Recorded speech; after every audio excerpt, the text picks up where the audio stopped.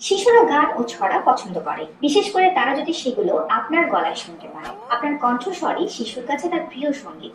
সুতরাং তাকে গান গেয়ে শোনান এবং গল্প করার ছলে কথা বলুন। টিভি বা রেডিও চালানো থাকলে সেটি বন্ধ করে দিন, যাতে শিশু আপনারই কণ্ঠস্বর শুনতে পায়।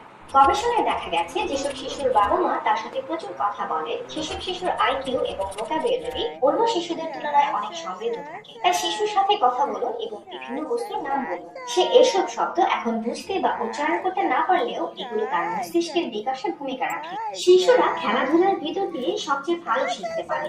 সুতরাং গান এবং ছড়াকে মজার খেলায় পরিণত করুন। আপনার গলার স্বরের ওঠানামা কিংবা কিছু অঙ্গভঙ্গি করুন। গল্প বা গান শোনানোর সময় শিশুর অথবা পরিবারের সদস্যদেরও নাম যোগ করতে পারেন।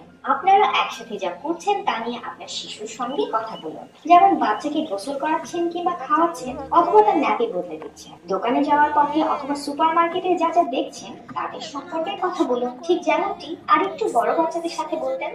জন্মের সময় থেকেই আপনার শিশুর আঁকড়ে ধরার একটা সহজাত ক্ষমতা থাকে। প্রথম দিকে আকর্ষণীয় বা মজার কিছু দেখেই সে খুশি হয়, তবে ক্রমশ সে সেগুলো হাত দিয়ে আঁকড়ে ধরতে চায়। সাধারণত 3 মাস বয়স থেকে সে এই কৌশল ব্যবহার করতে শুরু করে। আপনার শিশুকে এই কৌশলটিতে পারদর্শী করার জন্য রঙিন কিছু দিলে ভালো হয়। ওর নাগালের মধ্যে সেটি দোলাতে থাকুন। দেখুন সে কিভাবে সেটি মুঠোয় আঁকড়ে ধরার চেষ্টা করে। শিশুর বিছানায় মাথার উপর ঝুলন্ত যেসব খেলনার জিন পাওয়া যায় সেসব রাখতে পারে।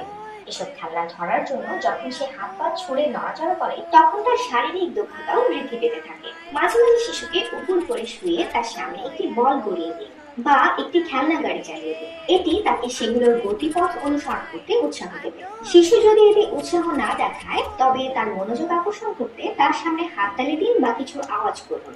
এসব অ্যাক্টিভিটি তার ঘাড়ের পেশি মজবুত হওয়ার সাথে সাথে দৃষ্টিশক্তির বিকাশেও ভূমিকা রাখবে।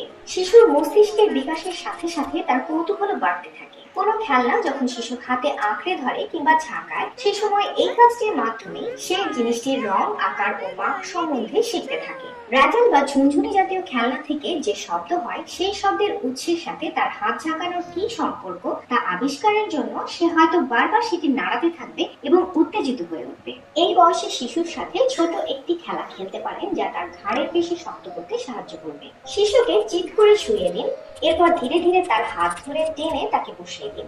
আবার একইভাবে ধীরে ধীরে তাকে আগের অবস্থানে শুইয়ে দিন। এভাবে কয়েকবার করতে পারেন। জোরে বা হ্যাঁচকা টান যেন না লাগে, এই বিষয়ে বিশেষ সতর্ক থাকতে হবে। বয়স 1 মাস হওয়ার পর থেকে শিশুকে সম্ভব হলে প্রায় প্রতিদিনই 10 থেকে 15 মিনিট করে টানি টাইম করাতে পারেন, তবে অবশ্যই তা আপনার উপস্থিতিতে। যদি দেখেন আপনার সন্তান এই ব্যাপারে অসন্তুষ্ট হচ্ছে, তাহলে টানি টাইমের সময় কমিয়ে দিন।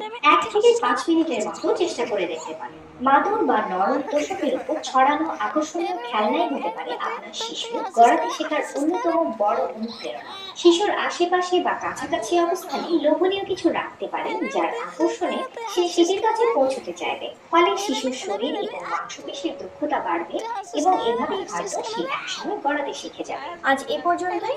শিশু লালন পালন নিয়ে এমন আরো অনেক প্রয়োজনীয় ভিডিও পেতে আমাদের চ্যানেলটি সাবস্ক্রাইব করে রাখুন। ধন্যবাদ। সবার জন্য শুভকামনা।